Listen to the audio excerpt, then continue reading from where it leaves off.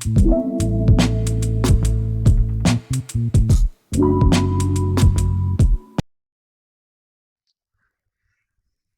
है आप सभी का एक बार फिर से नेटजन नर्सिंग क्लासेस में। आज हम अपने क्विक लर्निंग वाले सेशन को क्या करेंगे, आगे बढ़ाएंगे। उसमें फंडामेंटल ऑफ नर्सिंग के कुछ इंपॉर्टेंट पॉइंट के बारे में क्या करेंगे, डिस्कस करेंगे, जो हमारे पेपर में पूछा जाता है।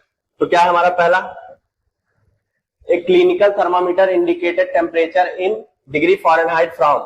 कहने का मतलब है कि जो थर्मामीटर होता है, जो क्लिनिकल थर्मामीटर होता है, उसमें हमारी जो रीडिंग होती है, जो हमारी वैल्यू होती है, वो कितने से कहां तक रहती है, ये हम देखेंगे। तो क्या है, 94 डिग्री फ़ारेनहाइट से 108 डिग्री फ़ारेनहाइट क्या होता है, उसका वैल्यू होता है। अगर उसको हमारे डिग्री सेल्सियस में पूछा जाता है, 35 degree Celsius to 42 degree Celsius क्या होता है, इंडिकेट होता है। ये हमारे सीएचओ के लिए भी क्या है, इंपॉर्टेंट क्वेश्चन है। वन लाइनर अगर हमारे जो पेपर में आते हैं उनके लिए क्या है, इंपॉर्टेंट। नेक्स्ट हमारा क्या है, the difference between apical pulse and radial pulse. ये हमारा जीएमसीएच में भी पूछा गया है, ये हमारा केजीएमयू में भी पूछा गया है।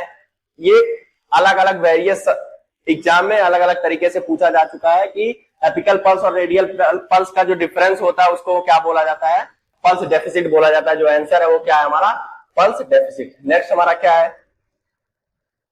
What is the difference between oral and rectal temperature in an adult client. कहने का मतलब है कि जो हमारा जो डिफरेंस, कितना डिफरेंस आता है ओरल और रेक्टल टेम्परेचर में, उसको हम क्या करेंगे, देखेंगे। तो कितना होता है, अगर हमसे सेल्सियस में पूछा जाता है तो 0.6 डिग्री सेल्सियस, अगर हमसे फ़ारेनहाइट में पूछा जाता है तो 1 डिग्री फ़ारेनहाइट का क्या होता है, अंतर देखने को मिलता है ओरल टेम्परेचर और रेक्टल टेम्परेचर में। नेक्स्ट हमारा क्या है, which is the most reliable pulse in infant. जो इन्फेंट में जो पल्स होता है वो सबसे ज्यादा एक्यूरेट या रिलायबल कौन सा होता है, जिसको हम लेते हैं। तो क्या है हमारा, apical pulse. Why apical pulse, apical pulse जो हमारा स्टेथोस्कोप से लिया जाता है वो हमारा क्या हो सकता है, एक्चुअल आ सकता है। लेकिन अगर हमको कैरोटिड लेना है, यहीं पर हम थोड़ा सा देख लेंगे कि कैरोटिड अगर देखना है तो क्या होता है, बच्चों का जो नेक होता है वो फैटी होता है, वहां पे हम नहीं कर सकते। रेडियल भी हम नहीं ले सकते हैं क्योंकि वहां पे भी क्या होता है, फैट का डिपोजिशन होता है। नेक्स्ट हमारा क्या है, the most reliable method of measuring body temperature is to take the reading. जो हमारा क्या होता है, जो सबसे अच्छा तरीका या जो सबसे अच्छा साइट होता है टेम्परेचर को क्या करने के लिए, मेजर करने के लिए, वो क्या होता है, रेक्टल होता है। रेक्टल मतलब जो रेक्टल के थ्रू हम क्या करते हैं, टेम्परेचर को लेते हैं, वो हमारा क्या होता है, सबसे एक्यूरेट होता है, सबसे रिलायबल मेथड होता है। नेक्स्ट हमारा क्या है, Which one of the following brain area that regulates body temperature? Body temperature को कौन रेगुलेट करता है, हाइपोथैलेमस। जो हाइपोथैलेमस ब्रेन का पार्ट होता है वो क्या करता है, बीएचयू में पूछा गया सवाल है ये, कि जो बॉडी टेम्परेचर को कौन रेगुलेट करता है, हाइपोथैलेमस। यहीं पे हम देखेंगे कि हाइपोथैलेमस के दो पार्ट होते हैं, एंटीरियर एंड पोस्टीरियर। अब यहीं पे हम देखेंगे कि एंटीरियर पोस्टीरियर का काम क्या है। एंटीरियर क्या काम करता है, हीट को प्रोड्यूस करता है,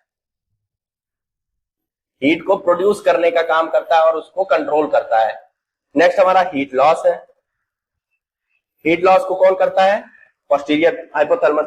अगर हमसे थोड़ा सा डीप जाके पूछता है, अगर ऐसे नॉर्मल पूछता है कि जो बॉडी टेम्परेचर को कौन रेगुलेट करता है, तो हाइपोथैलेमस। अगर हमसे थोड़ा डीप पूछता है कि एंटीरियर हाइपोथैलेमस कौन सा काम करता है, पोस्टीरियर हाइपोथैलेमस कौन सा काम करता है, अगर हम टेम्परेचर की जब डिफिनेशन देखेंगे उस टाइम पे देखेंगे कि एंटीरियर और हीट प्रोडक्शन और हीट लॉस क्या होता है। नेक्स्ट हमारा टॉपिक क्या है,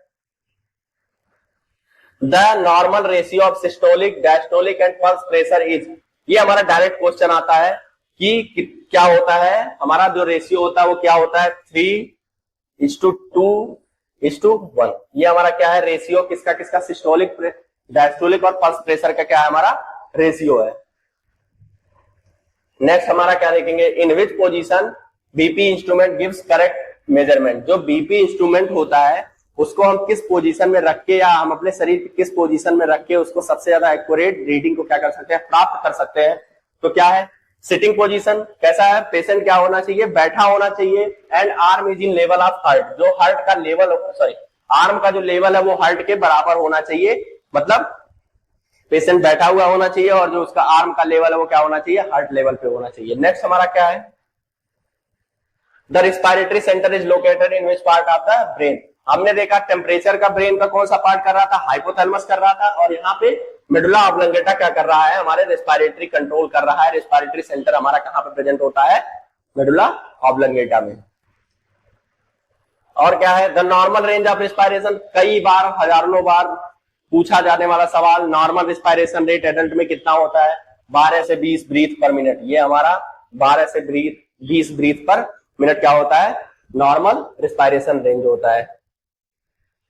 next, local cold application transfer heat from the body by conduction method.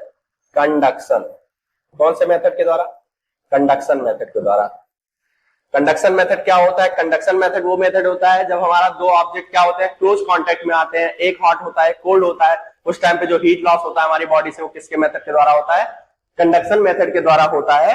ये हमारा क्या है, जो cold application, local cold application हम उसको देते हैं, वो कंडक्शन मेथड के द्वारा हमारा क्या हो जाता है, हो जाता है। ये हमारा क्या था, कुछ इंपॉर्टेंट पॉइंट्स थे, और ऐसे ही हम नए लेक्चर के साथ मिलेंगे। तब तक के लिए थैंक यू सो मच।